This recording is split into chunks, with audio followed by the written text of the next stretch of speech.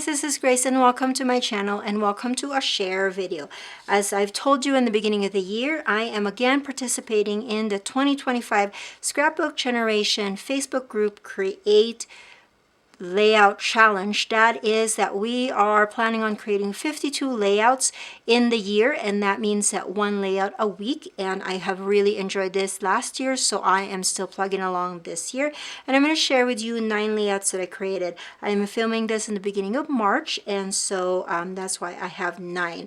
Now I'm going to let you know that if you are interested in joining, they're always welcoming new people, and this is not sponsored. I am just a member there. I don't have any affiliation with Scrapbook Generation, although I love their challenges and I love their sketches as well, but I'm not affiliated with them. So just so you know, I don't have any stake at the company, but I do love what they do. So I'm going to share what I have created. Each week they have a prompt, and so you kind of follow along the prompt. Of course, you don't have to follow the prompt if you don't want to, but I like it just because it helps me to think outside of the box, think outside of Grace as far as like creating. Because if I didn't follow along with the challenge, I have a feeling that I'm going to do the same thing over and over again, because you know, that's just how we do things, right? If we're all in our heads, we're going to do the same thing over and over again. Anyways, this is my tracker, and I love that I have a tracker so that I can know when I make it or when I've completed a challenge. You don't have to post your layouts if you don't want to. Also, you don't have to create a layout every week. If you want, you can like capture all of the challenges and create them in big batches.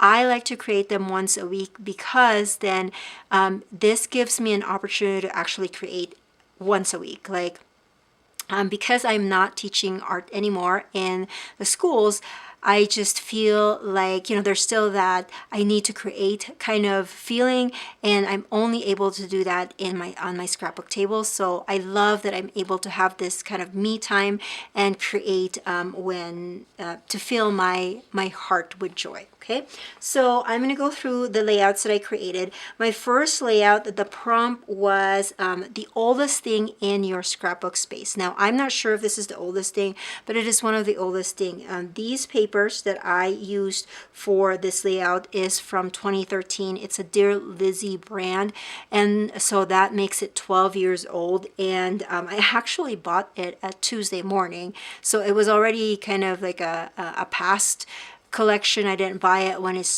it initially came out, so it's a pretty old paper, but I was able to still make use of it. This is a page of our, remember 2020 when all of us were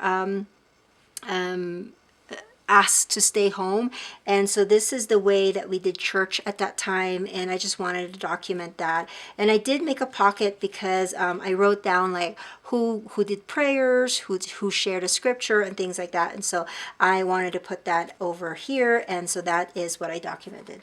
Okay, the next thing, the prompt was tags, and I have this Simple Stories Christmas collection, and they just have a bunch of tags that have the tag part, like the rectangle part doesn't have anything, it's like white or cream, and then the top of the tags have the patterns on it. So what I did was I cut out the piece for that has the patterns, and then that's what I added to my page.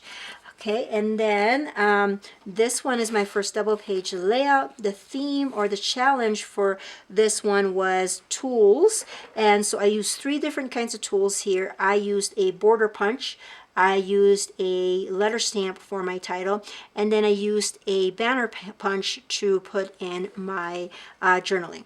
So as you can see, most of the pages were filled with my photos rather, because they're 4x6, but I was able to manage to bookend them with this paper that's so lovely with all of the leaves and the greenery. So I thought that that was really a great way to kind of, you know, encompass or bookend the pictures that I have. Okay, and then the next double page layout. Now this one, the prompt was 2025. So you were to use 2 older products, 2 newer products, and 5 pattern papers. So that's what I used here for my older products. Sorry, I actually have these stamps. They're They're fairly old stamps, and this one's really old. I would have to say that I've had this for almost 20 years. And then my my 5 pattern papers, and then my photos, they were 4x6, but I turned them into 4x4. This is actually based off of a sketch that Scrapbook Generation has. Allison Davis, which is their sketch guru. She's the one that created this, and I just followed the sketch. And then another thing that I was using was 2 newer products. So the inks, I counted that as new because I rarely use my inks. I have a lot of these little cubes that I just don't use them enough. And then the rhinestones are also new, and then the 5 pattern papers like I mentioned. Okay, and then this one, the prompt for this one was kind of a recipe where they had a list of different kinds of papers or materials or tools, and you were to pick 5 out of them. And so I picked green, black, pink Nouveau drops, some arrows, and some torn paper. So that's the one that I picked. And this is also based off of a Scrapbook Generation sketch. Okay, the next one, the theme or the challenge was hearts, because this was, I think, in the beginning of February. And so I really enjoyed this particular layout because I had lots of fun with this. I have a kind of my own collection of Valentine's products. Like, I've just kind of gathered it and put it in a bag. And so I went straight to that bag and just pulled out all of the different kinds that I can use. And some of the hearts were cut out by Heart Punch, some were heart die cuts, and some were actually like puffy stickers. So I love that I was able to incorporate so many different hearts here. And this die cut over here, it says best milk ever. This is actually a die cut that should say best day ever, and that's more for, like, card making. But I just put the best and the ever, and then I cut out just the letters to spell out milk. So that was kind of fun to do. I really like this page. Okay, the next one is based off of a sketch. The sketch had hearts over on this part, but I used some hexagons for the elements instead of hearts, and I just followed the sketch. The photos on the sketch were a little larger, but mine is all 2x3s, sorry, but I was able to add a lot of them here, so I'm very happy with that. And I used a lot of borders, just one border, like strips of paper. So this paper is actually kind of the leftover from this layout. As you can see, I have very similar papers from that, which is fine by me. If I already have those products on my table, why am I going to pull some other ones? And they match the blues on the photos that I have too. Okay, so we have layout number 8, and the prompt here is LOVE. So you were supposed to like pick like a material that represents L, O, V, and E. So for me, I used a large die cut for the block to put in my title, and then I used orange cardstock to die cut all of the letters that I used for my title. And then V, I did punch out Valentine hearts out of paper using just a heart punch. And then E, I added some enamel dots. So as you can see, this page has a lot of photos. This is another travel page that I printed out a bunch of photos from my 21 and my 2022 travels for the summer, and I am just starting to get into them and trying to complete, 2022 and 2023, I should say. And so I am just trying to get through them, and that's my goal, is to get that bulk of those travels scrapbook this year, because, I'm going to go on another vacation this summer. So I want to be able to at least get some of the old documentation done so that I'll have some time and some brain power to do the ones that are more recent. Okay, so that is layout number 8. And then layout number 9, the same kind of travel, because this is when we spend the week in Columbus, Missouri, so that my daughter can go to a girls wrestling camp there.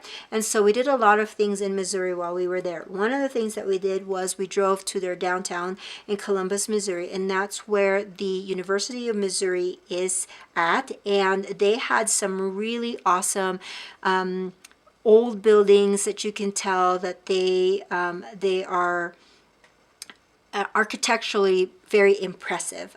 We never got to go into the buildings just because it was a Sunday afternoon, and a lot of these buildings were closed at that time, but I just really liked the architecture. And they have these panels right here, right in front of this building, and they are really, really big, and it's just very impressive to go in there. So the prompt for this one was, there's 2 different prompts, was that you were to do 2 different kinds of title treatment, and then also grid. So I just kind of did my photos grid. As you can see, again, this is a very simple layout because most of the attention goes in the photos, and that's fine with me. Sometimes that's what I like. I just like to show off the photos, but I did manage to add a few embellishments here and there, especially in the negative spaces of the photos. But the title treatment that I did was, I had this 1-inch space, and so I filled that up with some letter stickers. And then for the ZOU, I punched out, I'm going to show you because I still have it on my desk. I've had this clear stamps from Making Memories, friends. Like, raise your hand if you know Making Memories. Anyways, they have these journaling spots, and sorry for the glare, maybe I should take that out. They have these journaling spots, and I really like them because they're different shapes.